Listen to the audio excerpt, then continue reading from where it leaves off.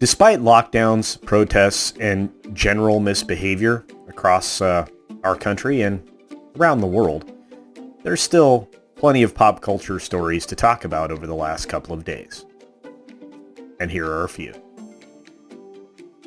Ladies and gentlemen, hiss and foes, welcome to the Culture Casino!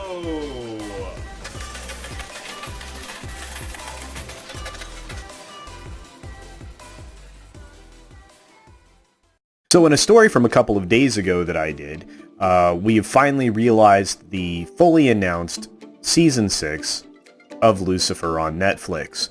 And of course, Netflix is doubling down on their doubling down that this is the final season. And of course, after negotiating a contract with Tom Ellis that obviously saw him being very well paid, I would say that they may not spring for a Season 7. But it's good news. It's really good news. And for that matter, we still have to thank Netflix for rescuing this property from Fox. The longest season that Lucifer had was Season 3, which was the last season on Fox, which was 26 episodes long. And I imagine we'll be getting a similar 16 to 18 count at most of Season 5, maybe less. And again, they're breaking up Season 5 into 2 mini-seasons, I believe, as still is the plan.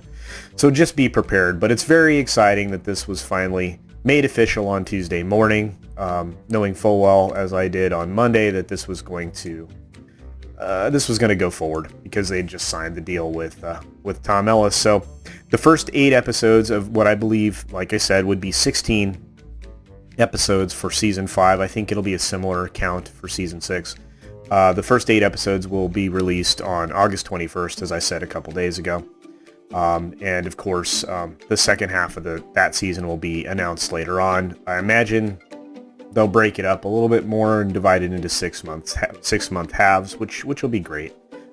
It'll mean less time waiting for some more quality content. And of course, I will share with you here the Twitter that was posted, the tweet that was posted for the show Lucifer, and of course it has the classic 666 emblem there, which is all in good fun. And of course, like I said, I'm looking forward to it because I'm a huge fan of the show and have been since its inception. So I thought it was brilliant for something to make it to network television that went against some things that they often accuse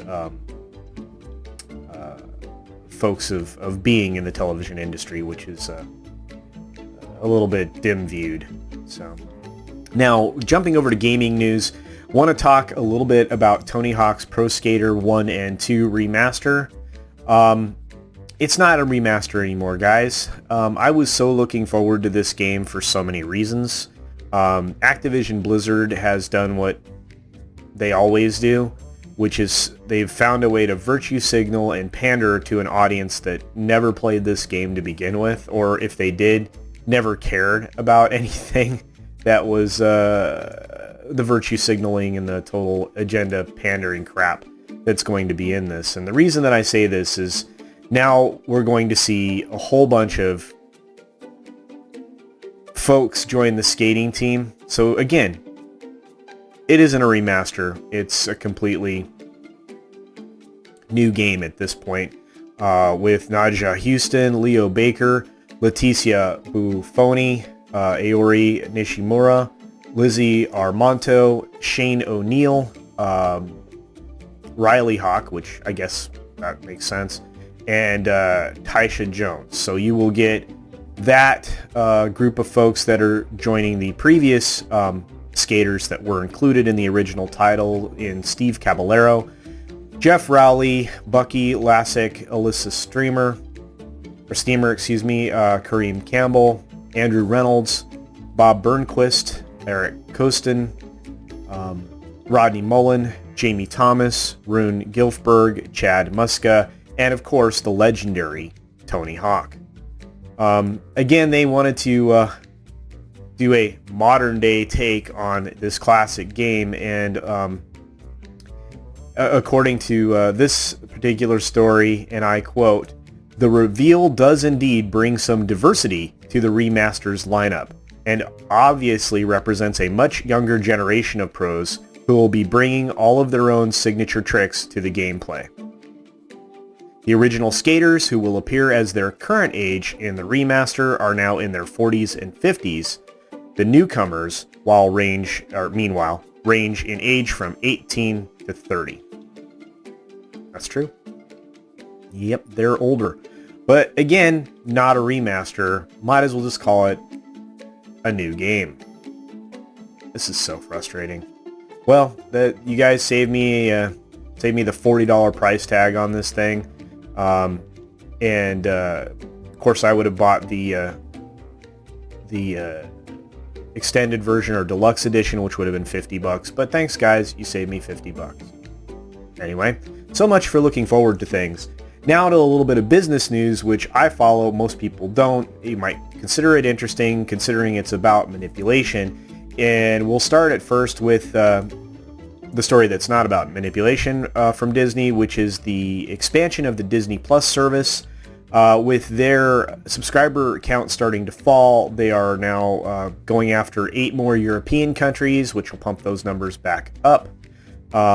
And those countries are being Portugal, Norway, Denmark, Sweden, Finland, Iceland, and Belgium, and I guess Luxembourg as well. So that's quite a few countries that will start with the service on September 15th.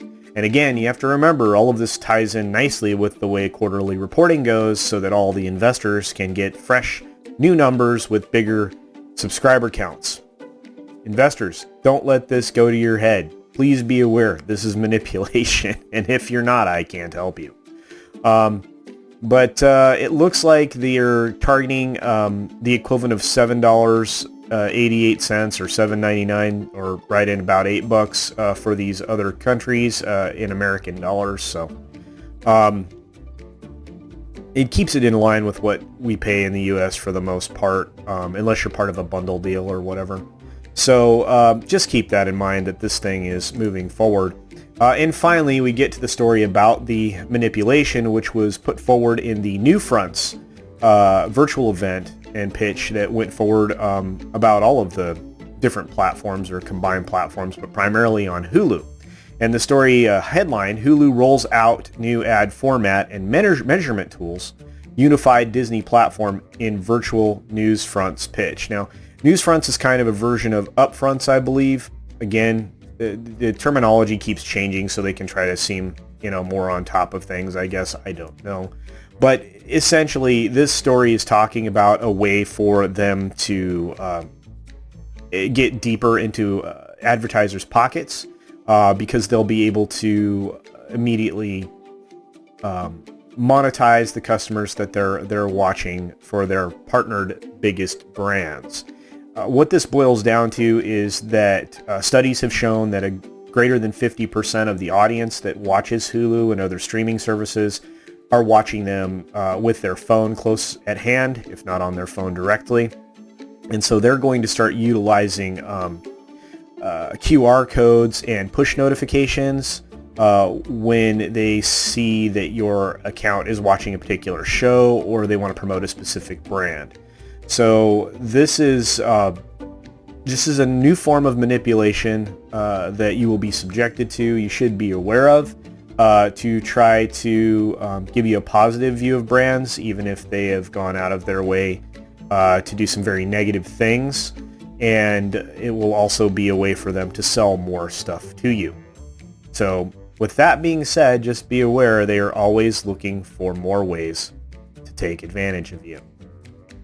So that's today's stories. I just wanted to run over them real quickly, or at least from the last couple of days. We're never at a loss for content, guys, because between all of these media companies, celebrities, and general discussion about pop culture, there's always plenty out there. Thanks for joining me today and spending a few moments here. I really appreciate it. Be sure to support all of the independent creators that are out there on YouTube, as YouTube seems to favor the larger guys that did not help them build their platform, which makes no sense to me. Other than that, take care of yourself, take care of others, wash your hands, And until next time, bye. Thanks for visiting today. Be sure you're subscribed and hit that for alerts. Yay! Of course, like and share all of the videos that you can, as it helps with the algorithm. Have a great day.